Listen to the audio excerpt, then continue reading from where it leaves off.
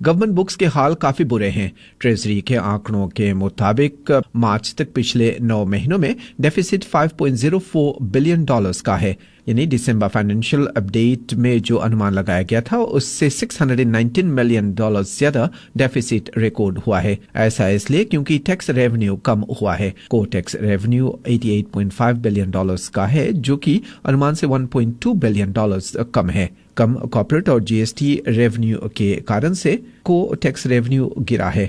Expenses अनुमान से $1.4 billion कम record हुआ। टोटल एक्सपेंसेस $1.1 बिलियन का रहा।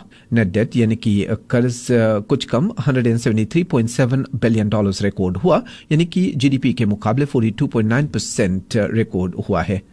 प्राइम मिनिस्टर क्रिस्टोफर लक्सन का कहना है कि उनकी टैक्स प्लान फुली फंडेड है। उन्होंने कहा कि टैक्स रिलीफ देने के लिए कर्ज नहीं लिए जाएंगे। उनका यह बयान ऐसे समय में आया है जब OECD रिपोर्ट में कहा गया है कि सरकार को डेट लेवल को कम करने पर ज्यादा ध्यान देना चाहिए तथा जो टैक्स कट वह देना चाहती है वह फुली फंडेड होने चाहिए। उन्होंने कहा कि टैक्स कट देने के लिए कर्ज पर निर्भर नहीं रहना चाहिए। इसका जवाब देते हुए प्राइम मिनिस्टर क्रिस्टोफर लक्सन ने कहा कि सरकार की टैक्स प्लान फुली फंडेड है। ऑकलैंड के पॉन्सनबी में शूटिंग वाली घटना के बाद में सुरक्षा बढ़ाई गई है। पॉन्सनबी रोड पर शूटिंग वाली घटना में एक व्यक्ति की जान चली गई। यह घटना रविवार को घटी। जानकारी के मुताबिक पॉन्सनबी रोड पर 4 लोग जिन्हें बेकसूर बताया गया है, उन पर एक आरोपी ने गोलियां चला दी थी, जिसके फलस्वरूप एक व्यक्ति की जान चली गई। पुलिस की जांच जारी है।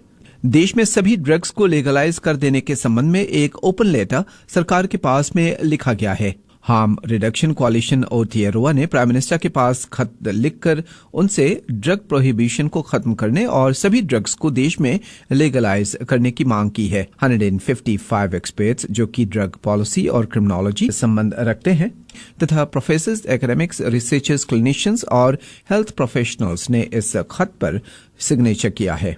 इस ओपन लेटर में कहा गया है कि देश में ड्रग्स पर प्रतिबंध लगाए जाने से ड्रग हार्म वाली समस्या को कम नहीं किया जा सका है। एक्सपर्ट्स का मानना है कि देश में ड्रग्स को लीगलाइज कर देने से ड्रग्स की समस्या से और अच्छी तरह से निपटा जा सकेगा। ओपन लेटर पर 31 डॉक्टर्स, 29 ऑर्गेनाइजेशंस सहित 8 प्रोफेसर्स और 14 देशों के एक्सपर्ट्स ने साइन किया है। ये experts north America, south America, south Africa, Europe और ऑस्ट्रेलेशिया के हैं।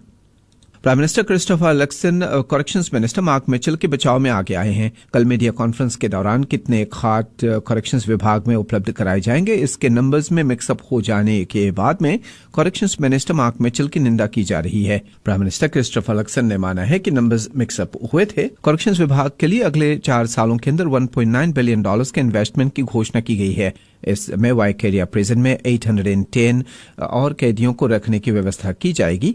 आपको बता दें कि वाइकेरिया प्रिजन में पूर्व लेबा सरकार पहले से 600 कैदियों को रखने की व्यवस्था करने के लिए फंडिंग उपलब्ध करा चुकी है। इसका ये मतलब था कि सिर्फ 210 नए बेड्स को वाइकेरिया प्रिजन में कोalition सरकार उपलब्ध कराएगी। प्राइम मिनिस्टर ने माना कि नंबर्स मिक्सअप हो गए थे, लेकिन उन्होंने कहा कि आने वाले दिनों में वाइकेरिया प्रिजन में और कैदियों को रखने की व्यवस्था की जाएगी। ऑस्ट्रेलिया में कुछ भारतीय छात्रों के बीच में झगड़े के दौरान भारत के ही 22 वर्षीय एमटेक छात्र की चाकू मारकर हत्या कर दी गई। पुलिस इस मामले में भारतीय मूल के 2 भाइयों की तलाश कर रही है। दोनों भाइयों पर हत्या करने के आरोप लगे हैं। मृतक छात्र की पहचान नवजीत संधू के रूप में की गई है। हरियाणा के करनाल में संधू के रिश्तेदार यशवीर ने कहा कि संधू ने कुछ भारतीय छात्रों के बीच में किराए के मुद्दे पर हुए विवाद में हस्तक्षेप करने की कोशिश की थी, जिसके चलते उन पर चाकू से वार किया गया था।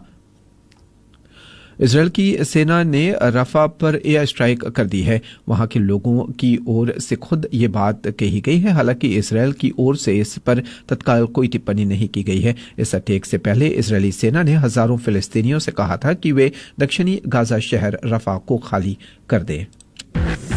Sports news. वेस्ट इंडीज प्रशासन का कहना है कि T20 वर्ल्ड कप के दौरान आतंकी हमले करने की धमकी मिल रही है। इसके मद्देनजर वेस्ट इंडीज में सुरक्षा बढ़ा दी गई है।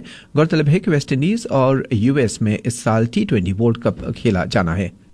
Wellington Phoenix coach Giancarlo Italiano का कहना है कि वे मेलबर्न विक्ट्री का सामना करने के लिए तैयार है।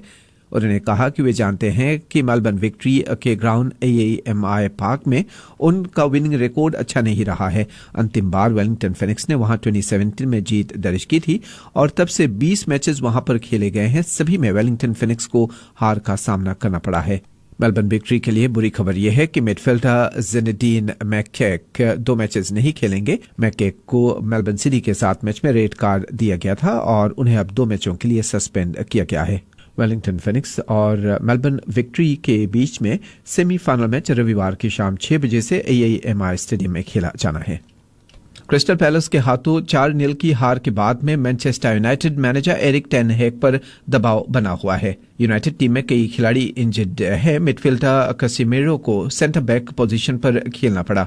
यूनाइटेड टीम पॉइंट्स टेबल पर 8वें स्थान पर है। यूनाइटेड की प्रीमियर लीग में 13 मैचों में हार हो चुकी है। प्रीमियर लीग में 3 मैचेस अभी खेले जाने बाकी है।